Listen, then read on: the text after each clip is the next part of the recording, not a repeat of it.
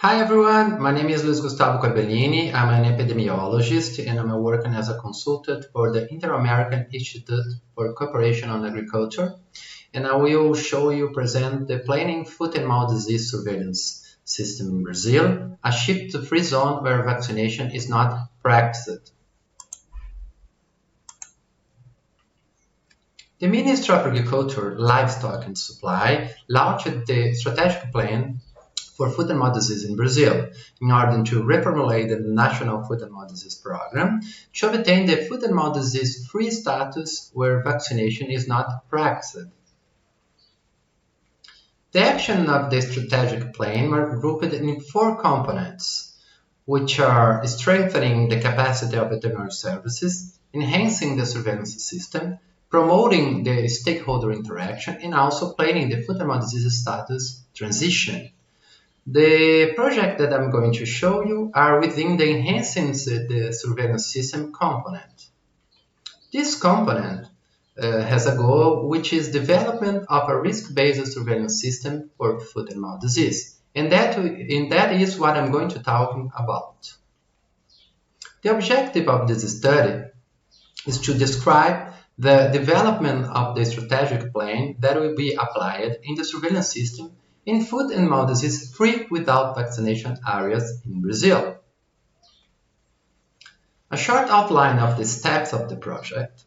The project has 4 steps. The first one is the identification of foot and mouth disease risk areas using a spatial risk model, also defining the objectives of the surveillance system, defining the action of the surveillance system, and the last step is implementing the action in the state. It will occur in the next year.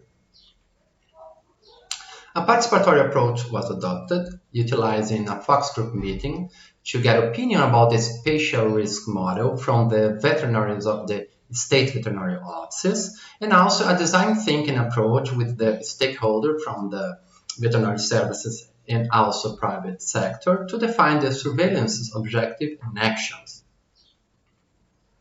Results and discussion. For the spatial risk model, data were gathered from 6 states in transition. We currently have 6 states that will be free of foot and mouth disease without vaccination next year. After that, the quality of the data were assessed, and then we made identification on foot and mouth disease risk areas using a multi-criteria approach, which was previously described. After that, a focus group meeting to discuss the results were made with the veterinarians from the state official veterinary services who are participating of this project.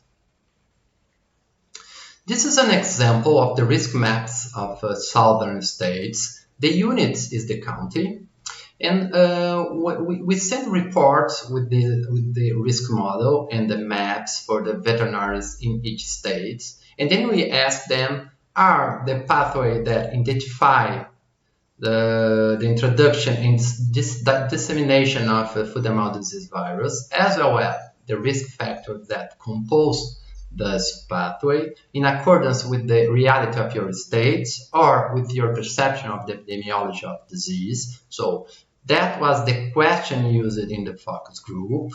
Based on the content analysis of the focus groups, we identified 2 types of opinion. One based on subjectivity, opinions based on previous experience of foot and mouth disease outbreaks that is not in accordance with the current epidemiological situation. And the second group of opinion based on objectivity and targeted to the conceptual logic of the risk model. We use that last group of opinion to update the model. And therefore, the model was updated using opinions of the veterinarians that work in veterinary services in the states. The second step was defining the objective and action of the surveillance system. We use a design thinking approach for that. Design thinking is a method focusing on users, so we put the stakeholders at the center. And it can help identify possible problems that we can face in the new program, generate solution and implement this solution more quickly. So we engage people throughout the process. So the first step is called immersion. In this step, we define the objective and difficulties. The objective of the program, the surveillance system, was discussed with a group of veterinarians from the Ministry of Agriculture and also some veterinarians from the state veterinary offices.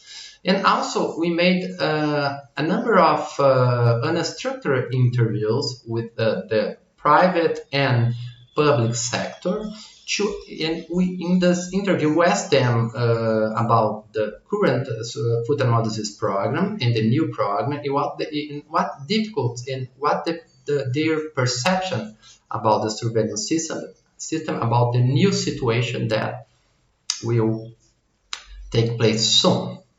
The second step is the ideation. In this step, we discuss with a group of veterinarians from the veterinary services the actions that we can use for the surveillance system, but we consider to plan this action, the objective defined in the step before, and also the problems and the challenge that we defined in the immersion step of the process. In the third step is the synthesis. We actually set about 20 actions based on the ideation, and actually we are currently discussing this synthesis, discussing the action that we planned.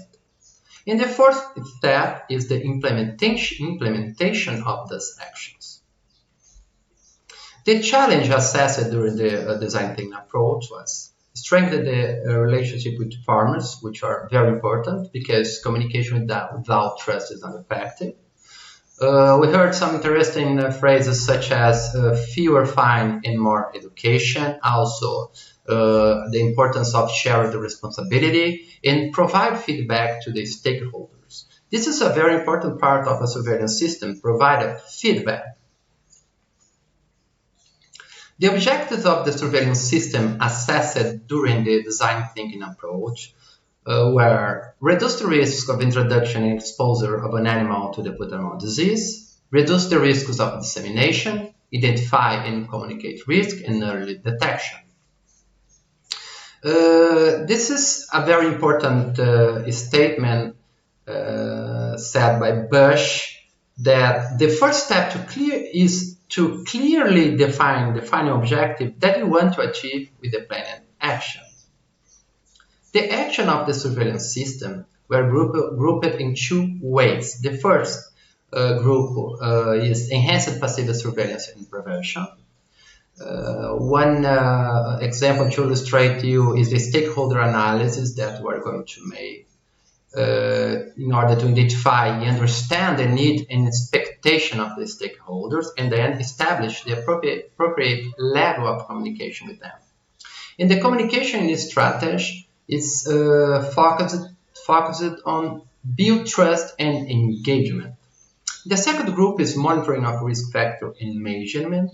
The most of field action are in this group of action, such as surveillance visits to farms to verify risk factors, or surveillance visits to farm in high-risk farm in the network. Also, a prototype of a business intelligence to analyze the data is within this group of action. The farm visits distribution, we will consider for this the mean risk by count. So we extract the mean risk using the software TerraSet, and then a maximum number of visits will be defined, and then multiply this maximum number of visits by the count mean risk and divided by the higher mean risk count. So the count with higher risk will have higher number of action. In conclusion, we hypothesize that stakeholders' participation will improve the acceptance of the action planning for the surveillance system, an action planned based on clear defined objective and targeted to risk areas improve the effectiveness of the system. Thank you so much for your attention.